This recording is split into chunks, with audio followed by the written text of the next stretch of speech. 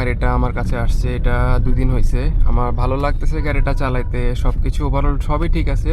Phone কেনার পর আমার একটা একটা করে ফেস হচ্ছে যে এই জিনিসটা খারাপ। তো এখন একটা জিনিস, যেটা স্টিয়ারিং বক্সের হর্ন যেটা বাজে না, মানে গাড়িটা সোজা থাকলে এইভাবে থাকলে, এইভাবে থাকলে হর্ন বাজতেছে না, একটু লেফটে দিলে হর্ন বাজে। কিন্তু যদি রাইটে চলে যায়, এরপর পুরাটা যদি যেতে থাকে তাও হর্ন বাজে না। আর লেফটে যতটুকু যায় হর্ন বাজে, স্টিয়ারিং সোজা থাকলে হর্ন বাজে না, স্টিয়ারিং ব্যাকা করলে হর্ন বাজে। মানে কেনার সময় আমি এটা খেয়াল করিনি। তো কেনার সময় আমি চাকাগুলো খেয়াল করি নাই, তাড়াহুড়া করে দেখছিলাম গাড়িটা।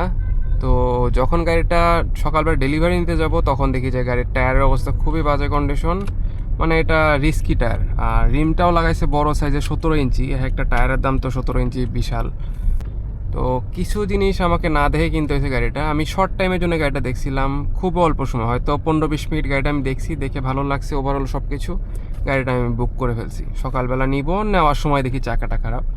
আমার একটা অসুবিধা হয়েছে, আমি গাড়িটা কেনার সময় তাদের সাথে আমার একটা আন্ডারস্ট্যান্ডিং খারাপ হয়ে গেছে, কারণ আমি বুঝতে পারিনি যে আসনটা এত খারাপ হবে।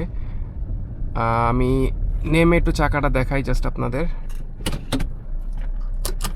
17 ইঞ্চি চাকাটা হচ্ছে একটা রিস্ক বলতে কি, মানে বর্তমানে পুলিশরা খুব ঝামেলা করে। এইটা হচ্ছে 17 ইঞ্চি রিম।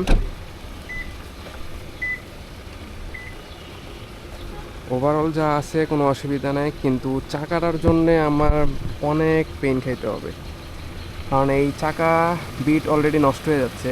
আমি দেখাই, ওই সাইডেরটা তো ছিঁড়েই গেছে, এটা আমি খেয়ালই করি নাই। এই যে এখান দিয়ে ছেঁড়া শুরু হয়ে গেছে, আরও ভিতর ভিতর অনেক জায়গায় আছে ফাটা। তো মানে এটা টেম্পার চলে গেছে, তো মাস্ক চেঞ্জ করতে হবে। এখানে আছে নাকি দেখা যায় না, কিন্তু রিমটার জন্য গাড়িটা খুব সুন্দর লাগতেছে। কিন্তু এই রিমটা চেঞ্জ করলে গাড়িটা একদম জঘন্য হয়ে যাবে। আমাকে 14 সাইজ লাগাইতে হবে, কাগজে আছে 14, সো আমি 14ই কিনবো।